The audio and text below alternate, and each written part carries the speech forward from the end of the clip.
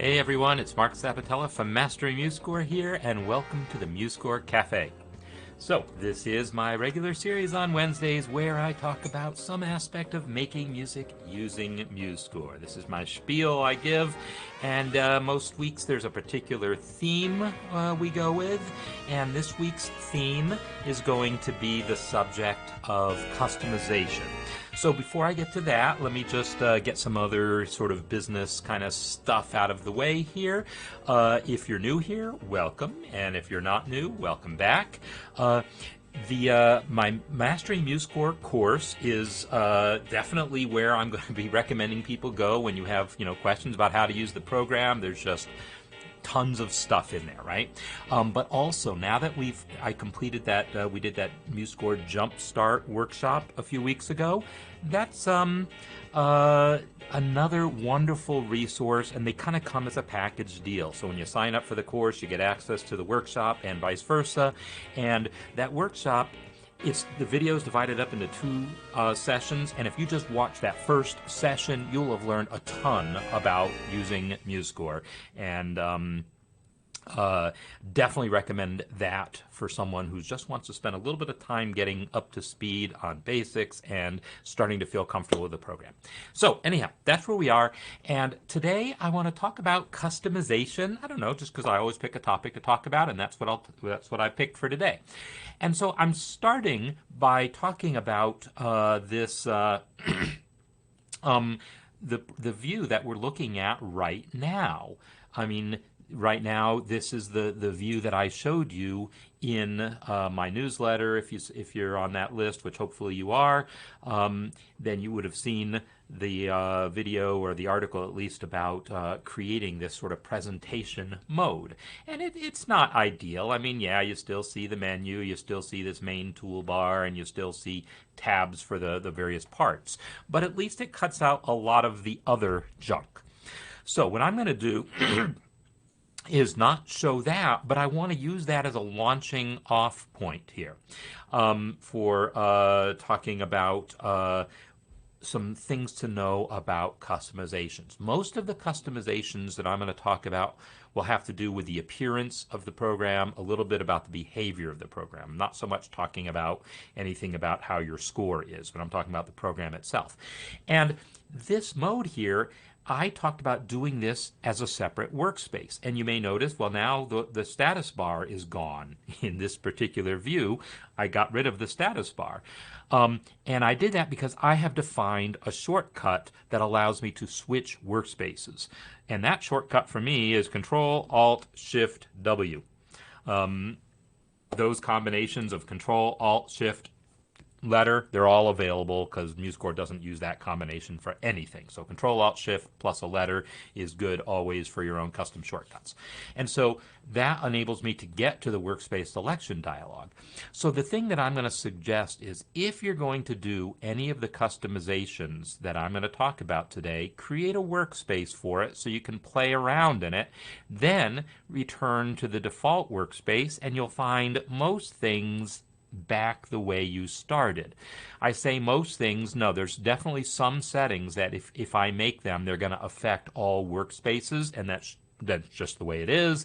But I will recommend that you create. So use the create new workspace to create a new workspace to play around in if you want to try any of these things out. And I'll also talk about other things you can do to kind of save your state.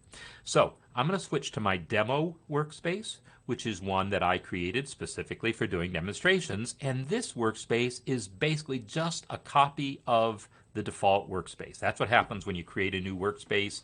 It is when you create a new workspace, it's a copy of the default workspace normally. So that's what we're looking at here. And by the way, I love seeing all the comments in the chat and following that. And I will just say, yeah, weather-wise, it's starting to be fall today. I am still wearing shorts. But tomorrow I expect it's going to be cool enough that I'm not going to do that. By the way, next week, FYI, I will be coming to you from Florida. So it will be warm again for me no matter what. But I'm just going to be there, visiting family for a weekend and high school reunion, which is always fun. So This is basically a copy of the default workspace, but it's my own copy that I have now called demo, so I can play around with things. So some of the things that you can do is open and close the side panels, open and close toolbars, but normally you want all these things. You kind of want all of these things present because you're going to use them on a regular basis. But I do just want to observe that if you go to the View menu, and then under well, just in the View menu, you'll see the Properties panel, the Instruments panel, and the Palettes panel, and they all have shortcuts, F7, F8, and F9 for those panels. And here's a little tip for you. I didn't design this, but if I press F9, it closes the Palettes panel. F9 closes Palettes panel. F7 closes Instruments, F8 closes Properties. When you add them back, if you add them back, they will get added in the same order that you press the shortcuts in or go to the View menu for. So I'm going to recommend you, if you use this a lot, and I kind of do, remember that order, 978. I wish it was 789 or 987, but it's not. It's 978. But if I press F9, F7, F8, they will come back in the same order they originally were, or just get used to them in another order. I'm going to tell you that a lot of the customizations, well, first of all, I don't do that many customizations for a couple reasons. One is I think the defaults are relatively well chosen, but also I don't want to confuse people when I'm doing demonstrations by having too much of what I do not look like how it looks for everyone else. So to a great extent, I leave the defaults alone, but I do add some additional shortcuts for commands I use a lot. I definitely do some customizations, but I like to keep my default workspace kind of clean so I can always be demonstrating from it. All right. So 7, 8, F9, F7, and F8 close those side panels. You can also close the toolbars, and this came up in I think it was Jeannie asking about it. And if you go to the View menu, View Toolbars, you'll see controls for playback controls, the node input, and the status bar. And that's what I did in my presentation mode. I turned off node input mode and status bar. So I didn't turn off node input mode, sorry, the node input toolbar, which has all of these controls on it. Because in my presentation mode, I don't need that thing. But of course, normally I want it. But maybe I want to customize what's on it. So this is what I'm going to be talking about, is customizing what's on your palettes, customizing what's on your node input toolbar, and then some other settings. So that all said, let me just do one little thing here. No, that's right. I need to close this guy. There we go. I just want to make sure that I can actually see the entire chat window. Okay, so let's talk about palette customization. This is one of the more powerful things to know about, and it's the thing that I think everyone who uses MuseScore is going to want to do to some extent. I have already customized this a little bit compared to the default workspace, because the default workspace starts off with clefs and then goes from there. And you can see that I've added the guitar palette, the arpeggios and glissandi palette, and the breaths and pauses palette. I probably did that last week during a demonstration, or the week before, don't even remember, but because I periodically delete my demo palette and recreate it so that it starts off fresh. So you can click the Add Palettes button to add more palettes. There's a lot more palettes than what you see by default. If I click Add Palettes, you're going to see all these additional palettes to choose from. Brackets, ornaments, grace notes, note heads, tremolos, harp, fingerings, fretboard diagrams, accordion, bagpipe embellishments, beam properties, lines, plus the ones that I've already added, guitar, arpeggios, and breaths, right? I'm going to suggest that almost everyone is going to want the breaths palette because that's where fermatas are.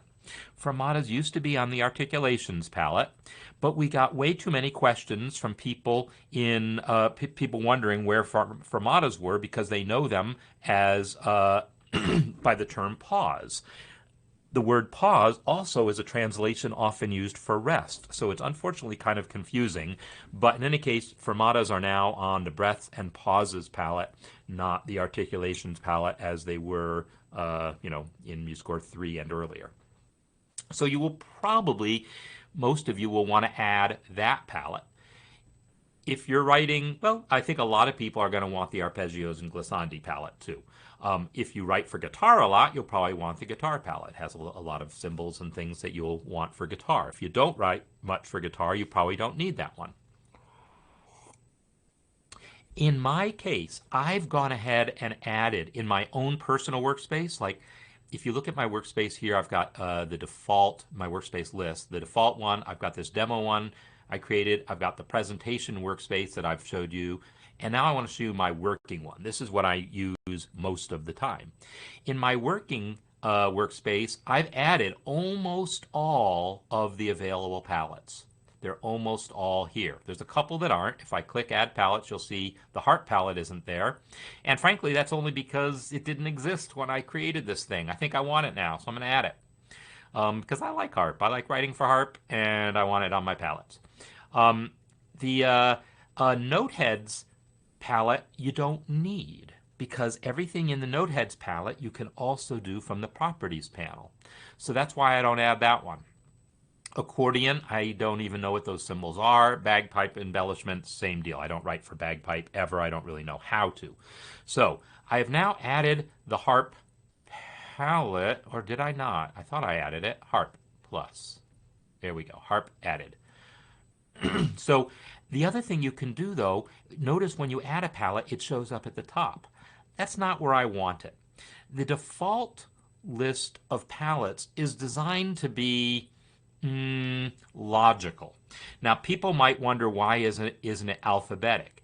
And one reason it's not alphabetic is that's not very logical. If you think about clefs, key signatures, and time signatures, they go together logically, but they would be widely separated from each other if they were done alphabetically. Similarly, the different types of text are kind of far apart alphabetically, but maybe they deserve to be grouped together.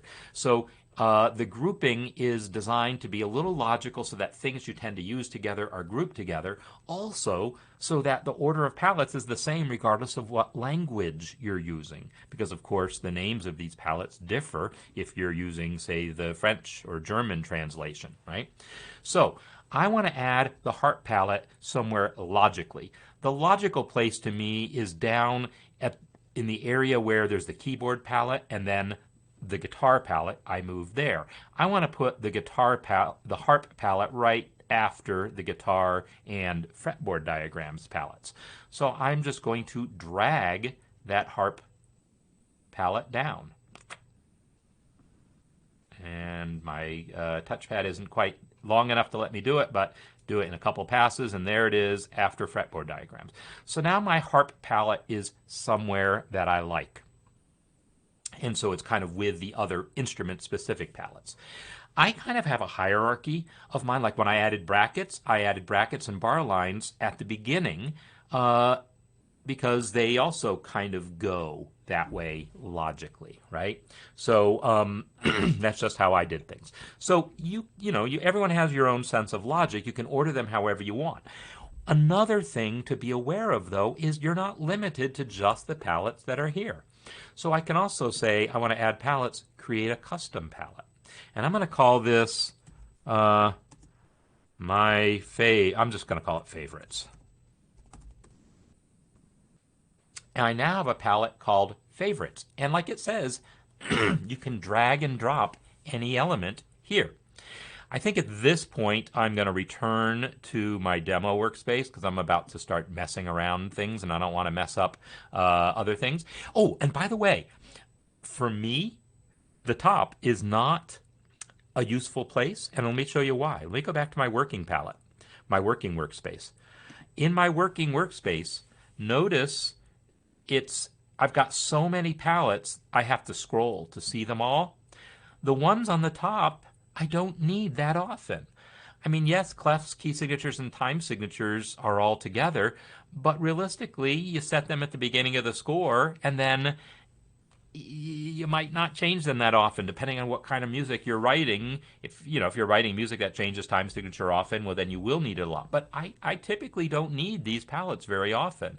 I certainly don't need the brackets palette very often at all, because MuseScore does that automatically. So typically I scroll the palettes down, and so it's the stuff towards the bottom end that is actually easier for me to get to than the stuff all the way at the top. But that's because I've got so many palettes.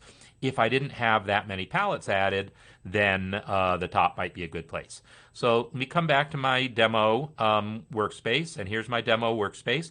I'm going to go ahead and do that thing of adding another palette. So create custom palette, favorites,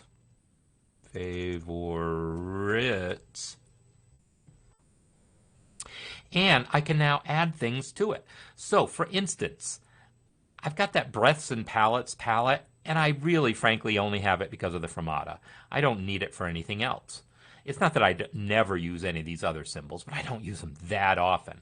So I want to drag one of those symbols to my favorites palette. Now notice as soon as I open the favorites palette, the other one closes. That's because I have an option turned on, that's a customization, that I now want to turn off. So I'm going to click this dot dot dot next to palettes and uncheck the option that says only open one palette at a time. Now I can open multiple palettes at once. Normally I like the fact that when I open one palette, the previous one closes, because otherwise things just get too cluttered for me.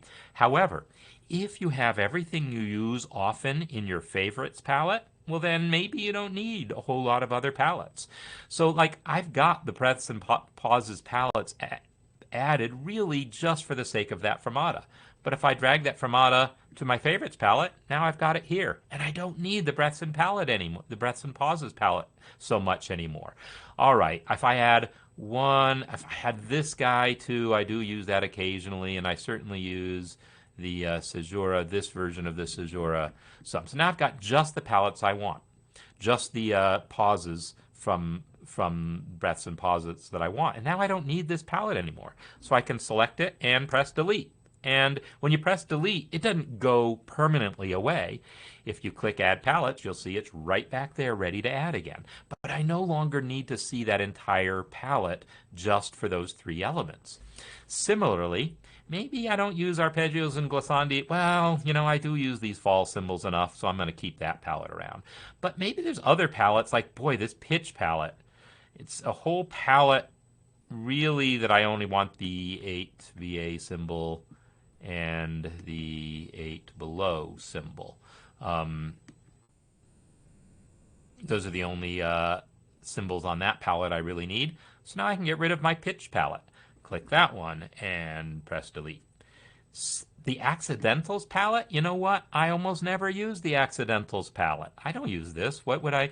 There's a toolbar has everything in accidentals. The only reason I would ever need it is if I decide to play around with all these microtonal accidentals, which I don't. So I don't need that one. So I'm going to select that guy and press delete. Right? So you can delete palettes, add new elements to it. If I think about it, maybe if I just had my favorite articulations here, see all these basic articulations are already in the toolbar and they have keyboard shortcuts. Really, the only articulation that I really use often enough is maybe the bow markings. And by the way, notice I'm dragging, and right now it's saying, hey, you can't drag here. Yeah, that occasionally just sort of happens. It gets really, what I would say is finicky about where you drop, and it won't let you do it. And then you try again, and you keep wiggling around, and eventually it works. And frankly, like right now, it just doesn't want to work. So when people say that you're having trouble adding things to a custom palette, I hear you. It definitely is finicky. But I promise, try it a few times, and if you find the right magic spot, boy, it is fighting me right now, though, isn't it? It is totally fighting me. I'm not going to sweat that, but this is how you do it. You drag things. Now, you can also drag elements from your score. Like, I've set this score up with swing 16ths, right? If I want to use that a lot, I can use Control-Shift drag and drag it to my custom palette. And it just doesn't seem to want to work right now. wonder if I close that thing and try again. Boy, it is just being a pain. Let me go click these options. I'm going to turn off enable editing and turn on enable editing again and see if that helps. Okay, it is just not wanting. Hey, look, though, it does let me add articulations directly. So maybe I'm just going to do that. I'm going to add my...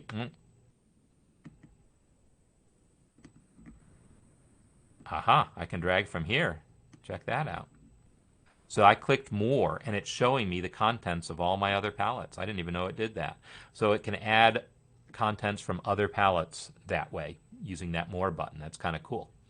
Now maybe it'll let me add swing 16ths. Haha, now it does. So yeah, every once in a while it gets into this mode where it just doesn't seem to want to let you drag into it, and keep trying, eventually it'll work. That's all I can say. It's been finicky ever since they implemented that thing like around 3.2. So, so Control Shift Drag is what will allow you to add an element from your score. So any customized text, like that swing 16ths text, is not only text that says swing 16ths, but if I right click it and go to System Text Properties, you'll see that it actually is set to 16th note swing at a 56% ratio, which is what I figured was what sounded appropriate to me. So you can, if you copy customized text here, it gets not only its appearance, but also its behavior. If there's playback behavior defined for that text, that also makes it to your custom palette.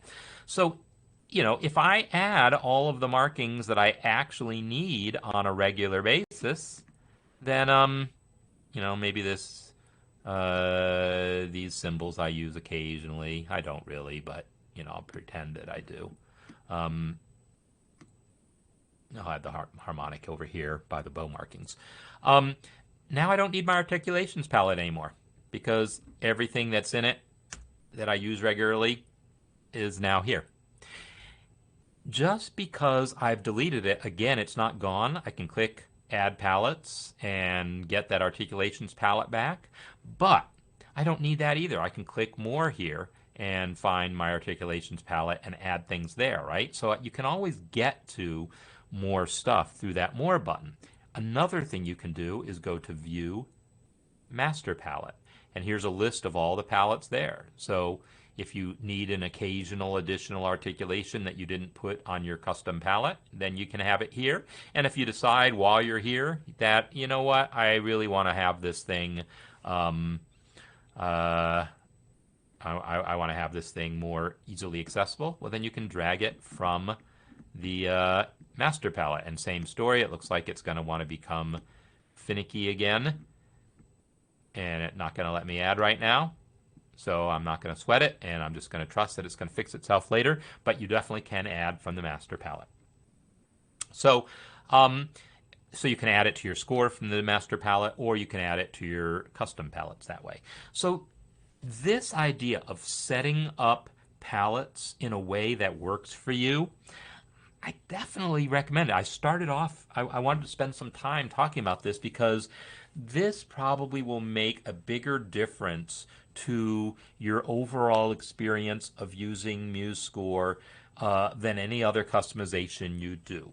Setting up your palettes for success, getting the palettes you need there. You can also remove stuff you don't need. Like if you look at the tempo palette and you see things that you know you're never going to need, or maybe the dynamics palette, SFF. I never use that thing. Let me just delete that one. SFFZ. I never use that one. You know, so you can select the ones that you never use and just delete them. And then when you do that, they'll still be there under More, right? They'll still be there available under the More button. So that allows you to clean up your palettes, right? And yeah, and the idea of grouping things in ways that work for you, powerful. Bar lines, like I really considered putting them by repeats and jumps, and the only reason I don't is that repeats and jumps has the ones that I actually care about. But I used to have a layout palette that had a double bar on it. It had the double bar on it, and it had all the other things that are currently on the layout palette. The layout palette right now MuseScore 3 didn't have a layout palette. These things were all kind of scattered in other places. Now that there's a layout palette, I would think of this as a good place to put the double bar because I use it for similar things that I use that I use these other breaks for and so forth. So yeah, it's totally worth playing with these palettes, but again, do it in a custom workspace so that if you mess things up or get yourself into a hole where you're like, I don't like this anymore, then you can just start over easily. Like I wonder if I can get that drag to work again now. Just curious. View, master palette, and it was under articulations. I was trying to get, I don't remember which one it was, but it's going to be unstressed now. Nope, still doesn't want to work. It's just going to be that way. Usually there's like once you hit the magic spot, it'll drop, but it's just not behaving that way right now. Can you add elements from MuseScore 3 or 1.5? Wow, well, first of all, there is no 1.5, but yeah, I don't know which one you mean. 3.5 maybe. I mean, if you have a score that was created in MuseScore 3, then you can absolutely take its elements and add it to your palette. That was actually something, Marla, that I discussed for the harp. Before the lines were working properly, before you could add a text line and make the hook go either up or down, because that was something I know that you needed, was a hook that was going in the right direction for you, and those settings were not in properties. They're there now. As of 4.1, those settings are there. But the workaround that I had suggested was add the line in MuseScore 3, set it up the way you like, and then add it to your palette. And that absolutely works. Absolutely positively works. And so I've used that to get around things like when the lines line settings weren't available, when all the line settings weren't available. So yeah, any customized text that you've created, any customized symbols that you've created in MuseScore 3 in a score, you can totally load that score into MuseScore 4 and then Control Shift drag that element into your custom palette, and it will work beautifully. All right, so palettes are the main thing. So so Colleen, I showed that at the beginning. If you click down at the bottom where it says Workspace, then this is where you will see the Workspace dialog. Click Create New Workspace. That's the thing you want. So by default, you're just going to see one workspace called Default. But you saw me create one called Demo, or actually it was already there. But click Create New Workspace, and that will give you a new workspace to work in. And you get there by clicking the Workspace button in your status bar. Okay, so yeah, spending time getting the palettes area kind of comfortable for you is absolutely worth some time if you use MuseScore a lot, and then you can continue to tweak things over time. What I would caution against is doing too much of it too soon. Wait, if you're new to MuseScore, wait until you really get a sense of what is it that you're doing a lot. What are the things that are taking you more clicks than you think they should, and then customize it for your own workflow, because everyone is going to be different, right? Some people never write for harp and would never need a harp palette in a million years. Some people never write swing, music that would need swing 16ths or swing 8ths, and therefore they wouldn't need that on their palette, right? So everyone is going to be different in terms of the kind of music you work on and which things you might use keyboard shortcuts for. Like I mentioned, I didn't bother putting the accent mark on my palette because I know the keyboard shortcut for accent is Shift V. But if you're not comfortable with keyboard shortcuts, then that's not going to be a useful thing for you. All right. So maybe you will want the accent mark on your custom favorites palette. So that's a bunch of stuff about palette customization. And so I'm going to move on, but I do want to answer Susan's question because, frankly, I didn't know the answer to that until I did it. But did you notice that when I added that fermata from the breaths and pauses palette, it did not, in fact, go away. I didn't actually know if it would or not, but it appears it doesn't. Like if I drag this arpeggio in here, hey, letting me do it now, it's still here. I think in MuseScore 3 it did remove it, but in MuseScore 4 it just makes a copy. Um, I don't know if that's always what happens if I try moving it to the clefs palette. Maybe it's only because it's a custom palette. Let's find out. Let's drag it into clefs. Nope, when I drag it to clefs, it just made a copy also. I wonder now. Oh, but if you want to get rid of it, you can. So if I decide that I no longer need it in the arpeggios palette, then I can click it and press delete, and it's gone. Right? It's still there under more, so I can still add it back if I want. So you have both options. Frank is asking about when MuseScore 4.2 is expected, and they're targeting like November, which to me means December or January. That's that is here is my rule of thumb. It's a good rule of thumb. Whenever someone tells you this is when the thing is going to be coming out, whether it's a new version of MuseScore or a new whatever coming out, take that length of time and add 50% to it. That's when it's really going to come out. So if someone tells you this thing is going to come out in 4 months, it's really going to come out in 6 months. Not because they're lying, but because reality is reality. And it doesn't mean it's always 2 months late, right? If they tell you it's going to come out in 2 weeks, well, now it's only 3 weeks out. If they tell you it's going to come, if they tell you that thing is going to be ready, dinner's going to be ready in an hour, it's really going to be an hour and a half, right? I mean, this is a good general rule of thumb. Everything takes about 50% longer than you estimate. Assuming your estimation is even close to being good to begin with, could be worse. But anyhow, that's my the official word is November. Real life tells me that means December or January. So I was talking about palette customization. I want to come to now what is the next most fruitful thing I think for a lot of people. Which is the toolbar here. And there's much less that you can do here, but it's definitely worth knowing about.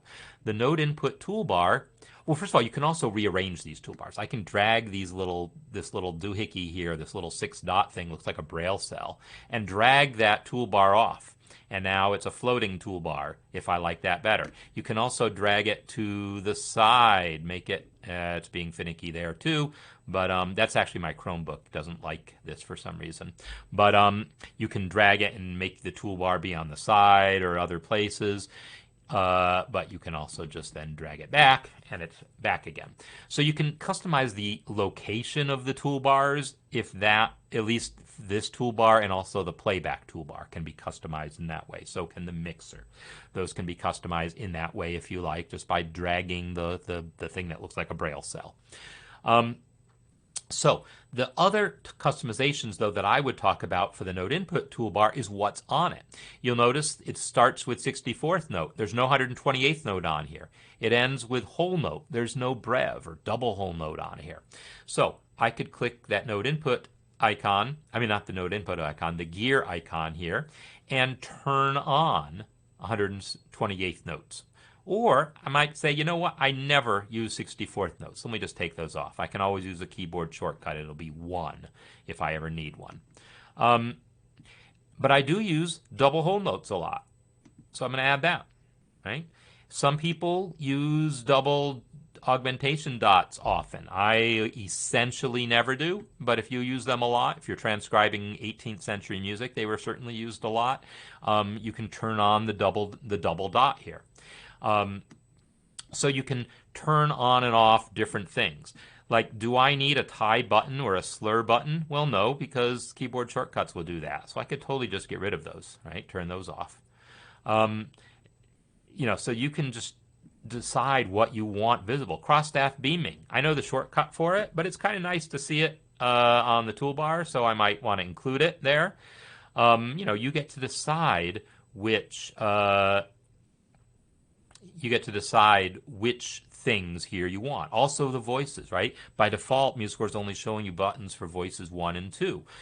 The shortcut Control or Shift Alt. See, I have finger memory for this. Finger memory for the different voices. Control Alt 2 switches to voice 2. Control Alt 3 switches to voice 3, even though the voice 3 button isn't there on my toolbar. To make sure that you understand that you can see it, I'm going to go down here and enable voice 3 button and voice 4 button. So how do you put a dotted note into a bar? Well, the same way you put any other note into the bar. You select the duration and then enter the pitch. So in note input mode, select the half note, select the dot, and type your pitch, and you get the thing. So that's doing it by clicking, or use the keyboard shortcuts, as Shayana is saying. 6 dot will select the dotted half note. So there is not a separate button for dotted half note. It's just dot, right? It's dotted. The picture shows a quarter note, but that's kind of like when you buy a box of cereal, it shows it floating in milk, and it doesn't come with milk, right? It's just showing you what it's going to look like once you pour it into a bowl and put milk on it. So this button just adds a dot. It's just showing you. Basically, the only reason it is showing you the note is so that you don't think it's a staccato dot. So there you go. So there in the gear icon, you will see that you can turn on augmentation dots, and it'll either be a single. You can have the single one, the double dot. You can have the triple dot if you want, and so far. So that's how that goes. So yeah, you can customize which buttons appear. Apparently, I thought I added voices. Oh, voices 3 and 4 I added, but notice that the window here is actually not quite wide enough, and I need to widen my window before they'll appear fully. It'll start, right? It tries to get smart. If the window's not wide enough for all your buttons, it'll leave some of them out, and I don't know how it decides which ones to leave out, frankly. I would assume it leaves out optional ones and keeps the normal ones, like the default ones, but I don't really know if your window isn't wide enough. Okay, so palette customization. This is definitely worth spending time on for many people. I think many people will benefit from that. I know some people who have set things up where they just have one palette open all the time, and it has this is the way Martin, the guy, the kind of head of MuseScore land, Tentacruel, that is what he was recommending when he first started playing around with this and designing how palette customization should work. He said, I would just create one palette, put everything on it that I want to use often, and get rid of everything else. And yeah, I feel like that might look a little too cluttered, but I could see some value in getting just maybe 2 or 3 palettes that are nicely organized that you leave open all the time that have your most common things. I don't know. But definitely, if you spend some time customizing your palettes, that could help you long term. Customizing your toolbar to give you the things like if you do use double dots or triple dots, those will be things to know about. The next thing, though, that I want to show you is a big one, of course, and that's keyboard shortcuts. If I go to Edit, Preferences, and pretty much everything else I want to show you here is under Edit, Preferences. There's the Shortcuts panel here. And there are a ton of commands here listed along with their shortcuts. And these shortcuts, you'll see a lot of commands don't have shortcuts by default. And you can define them, like exchange voices 1 and 2. That's a command that doesn't have a shortcut. But if we want to define one, we can. I'll click the name of the command, click define, and now I'll try my Control-Alt-Shift trick again. Control-Alt-Shift-2. And then press save, and then press OK. And now if I select a measure and press Control-Alt-Shift-2, it just exchanged voices 1 and 2, which you can tell because it just added a full measure rest in voice 1, and this note is now in voice 2. And then you can also tell that the voice 2 note is now stemmed down. If I select that measure and press Control-Alt-Shift-2 again, it swaps them, and now that full measure rest is in voice 2. You can tell because it's on the bottom of the staff, and that note is now in voice 1, which you can tell because it is now note pointed up.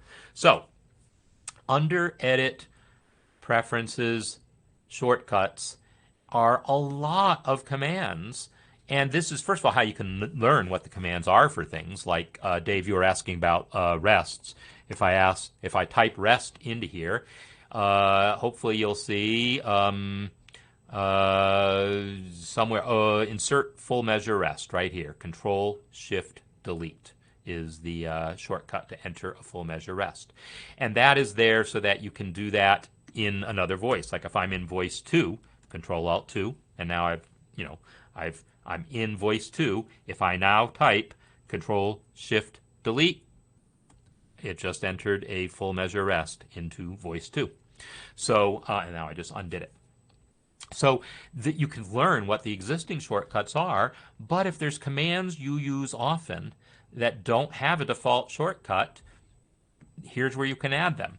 Now, the caveat here is it's only possible to add shortcuts for things that are set up. If it's in this list, you can do it. Basically, what's in this list is everything that's on a toolbar, everything that's in a menu, and a few other random other commands. But what isn't there is every single palette item. So there's a ton of palette elements that just don't show up in this list. You can't define shortcuts for every single palette item. Only the ones that were preset to allow that. Like the bow markings don't have one. If I type bow here, you'll see there is the ability to define a shortcut for up bow and down bow. So if you write for strings a lot and want to define shortcuts for those, have a ball. But there's not for every single marking. Someday, that's been a long time dream of many people, is to be able to define shortcuts for every single palette item. It's just not there yet. So you can search for things. If you know what the command is called, like I just searched for bow, and it found the commands that had the word bow in it, right?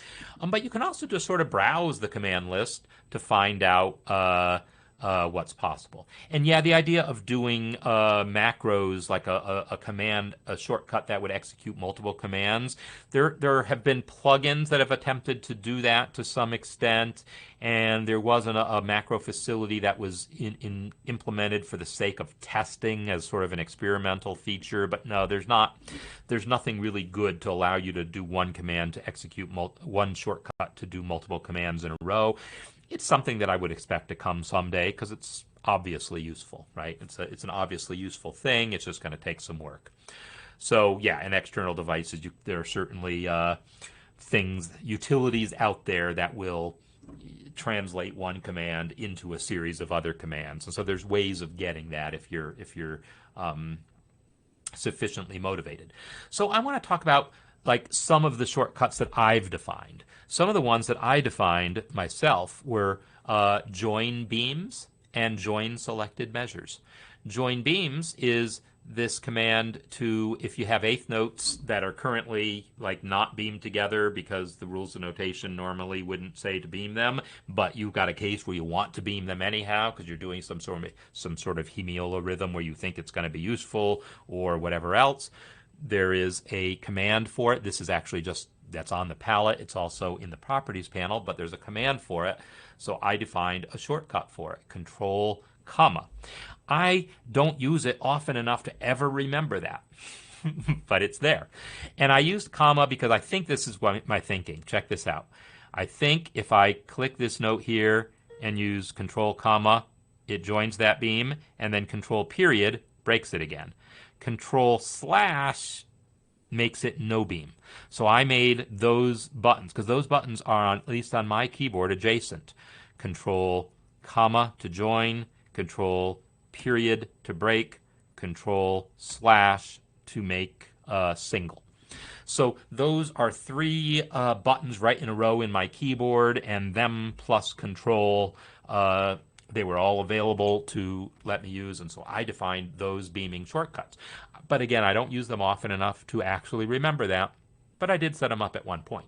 What I do use often is the command to join measures, and so that was what I was going to show. If I select these two measures and Control-Alt-Shift-J, it will join them together into one measure, which you can see here now. It's one big measure.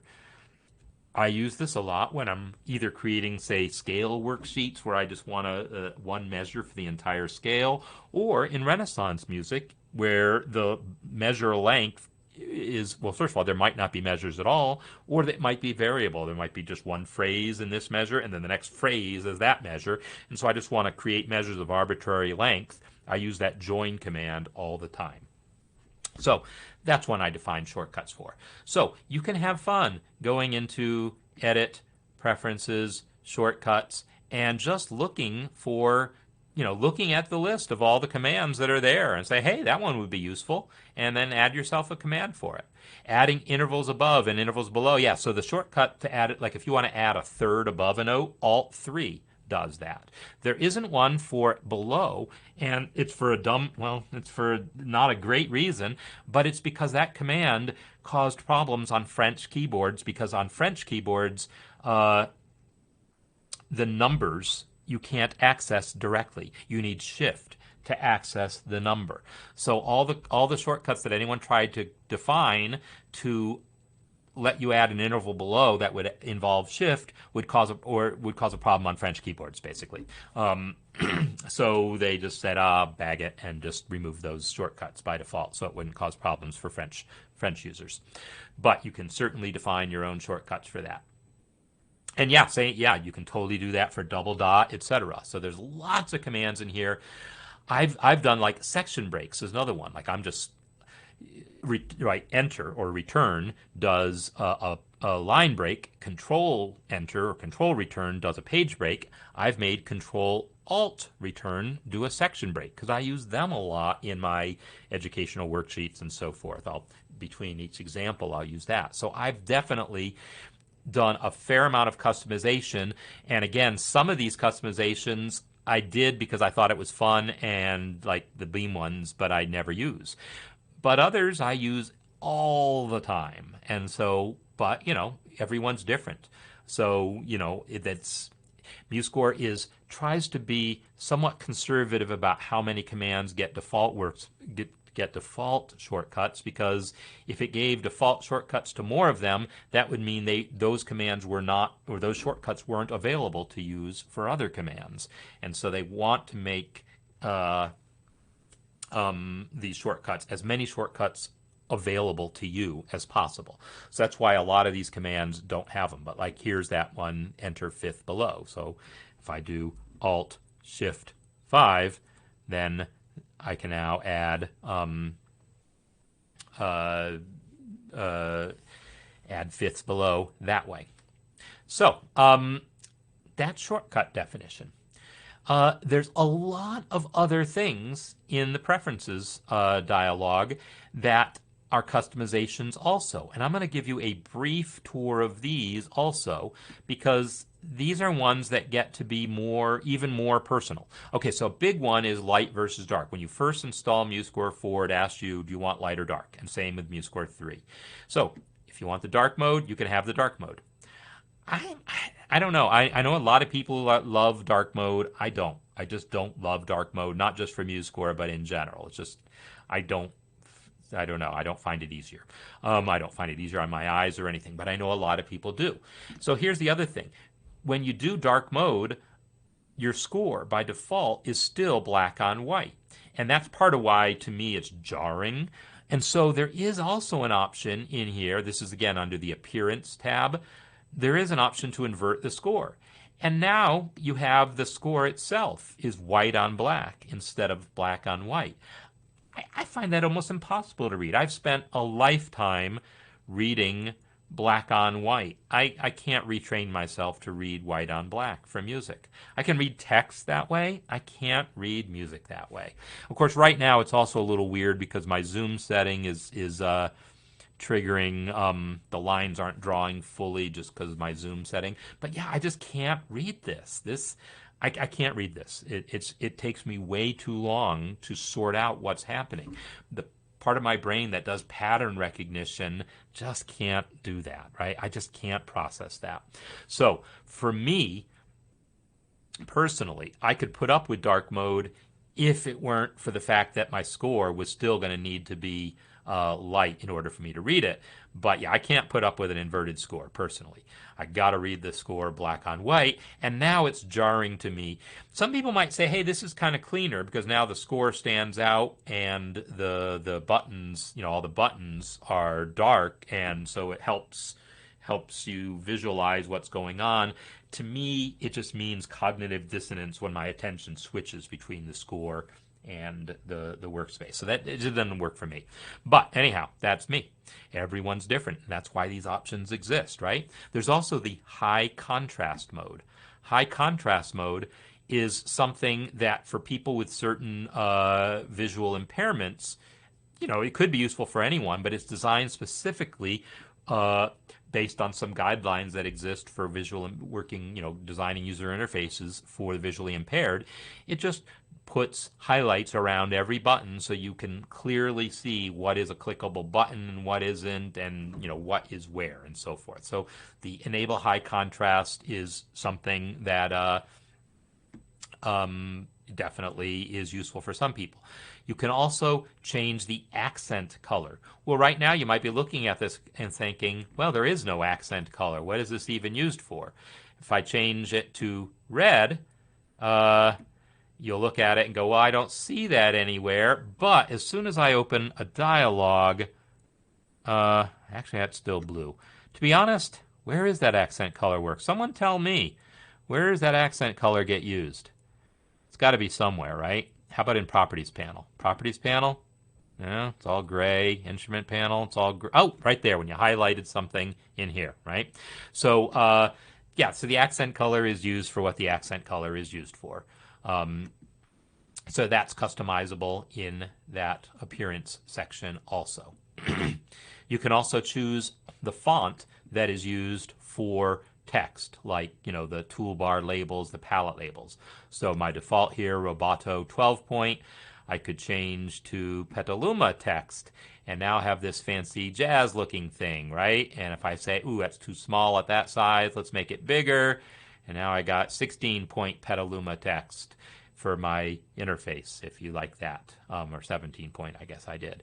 So you can choose the size and font for the interface itself. You can also choose the background, which is this little space, between the score.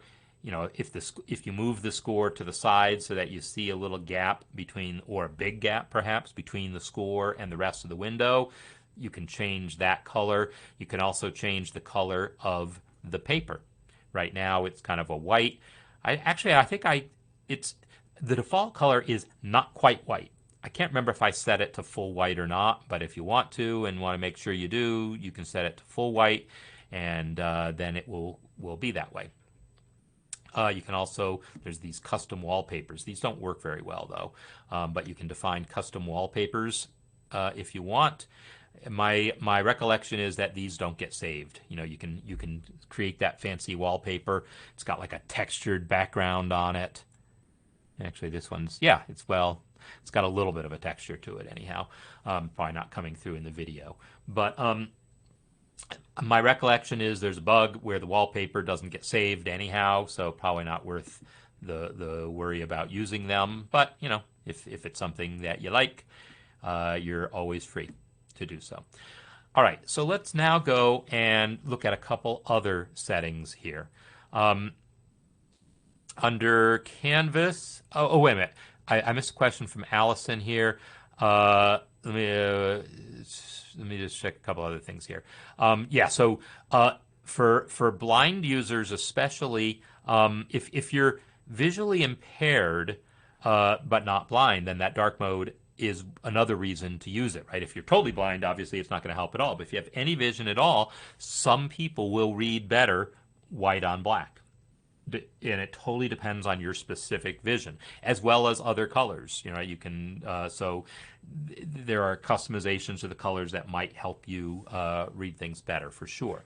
But Allison's question is making a palette for line text. So yes, absolutely. So let me just do that before I come back here. So let's add myself a line to the score. I'm going to come to my palettes.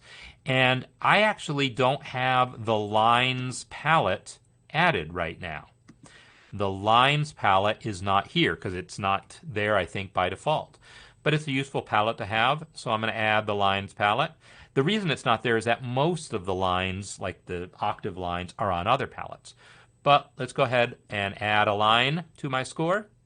So where's the plain staff line? Right here. I've added my staff line. I will now go to the Properties panel and change the text so that instead of saying staff, it says, what did you want it to say? You want it to say swell. I think you're swell too. So now I've got a swell line, and Control-Shift-Drag with any luck adds it back to the palette right there.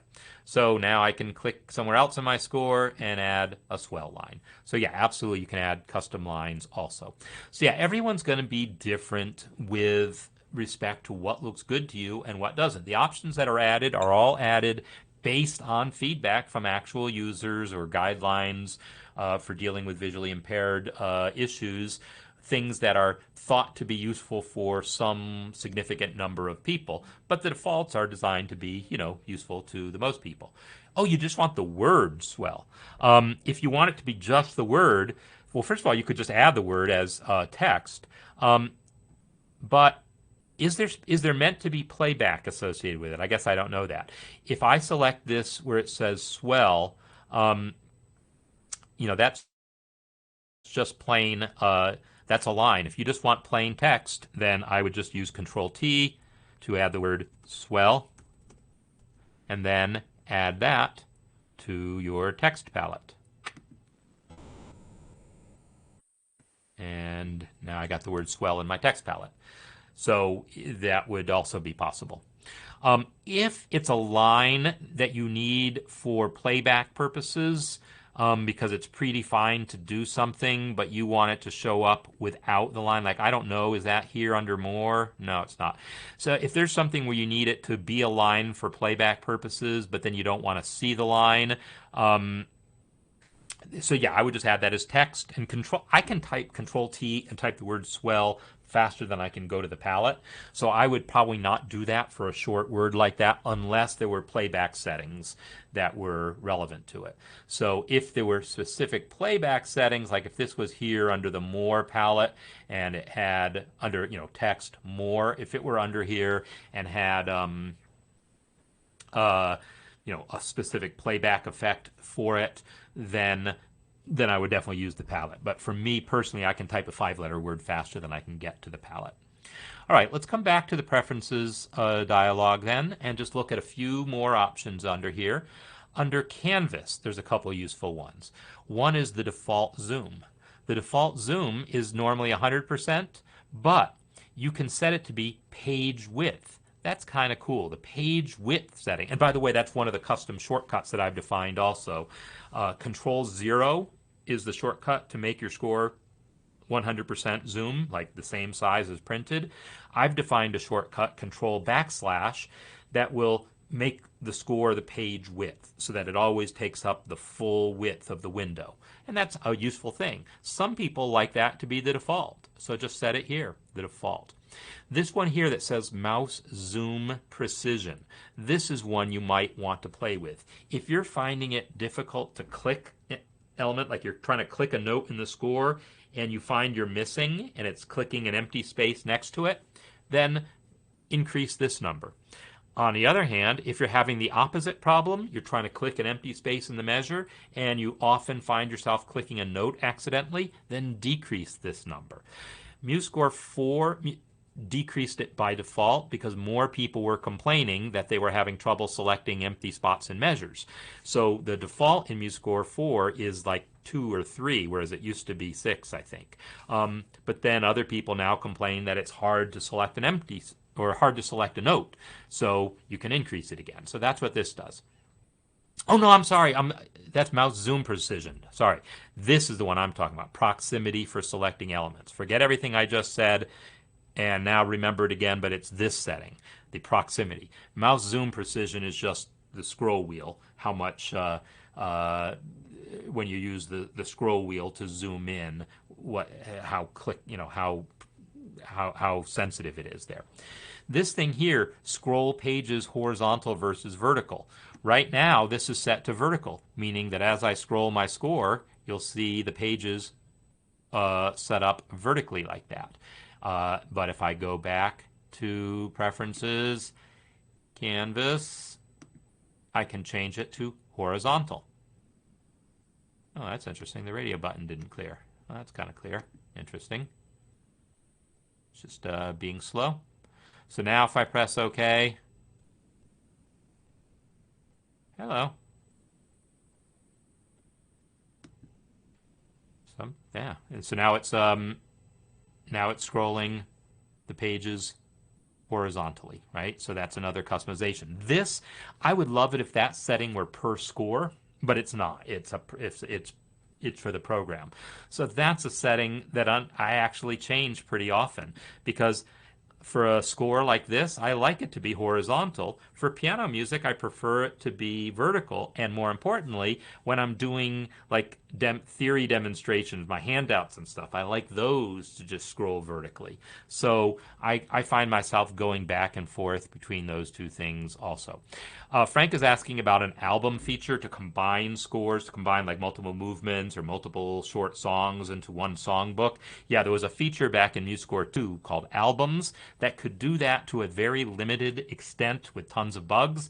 And so work was underway to replace it with something much better. And that work was never completed and is still not completed. It is still something everyone would love to see come back someday. I have no doubt it'll come back. So, those are the preferences that I wanted to show you. There's other customizations in here, but they're not things most people would ever need to mess with. So by all means, you can mess with any other settings in here. But the ones I wanted to focus on were the palettes, the toolbars, shortcuts, and those settings there under appearance and canvas.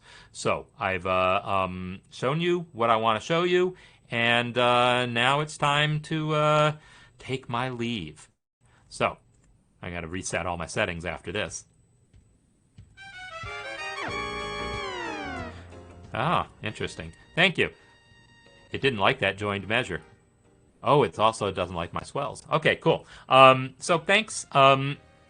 Thanks everyone for the questions and comments, and yep, this is what we do here. So next week I will be entering a score. We'll be looking at some actual music and just entering music into MuseScore, going through my process. Tomorrow, Music Masterclass, we'll be talking about secondary dominance. We've got quite a few people who have completed the current project for the harmony course of taking a folk song or some sort of song and harmonizing it using secondary dominance. So I'm looking forward to taking a look at some of the work that people have done and commenting on it, and showing some other things that are possible, and showing secondary dominants are just such a powerful tool that this between last week and this week, I expect these to be two of the most valuable music masterclass sessions that you will have encountered ever. So that's a slight exaggeration, but maybe it's not, right? So anyhow, hope to see a lot of you tomorrow. I'll see a bunch of you next week.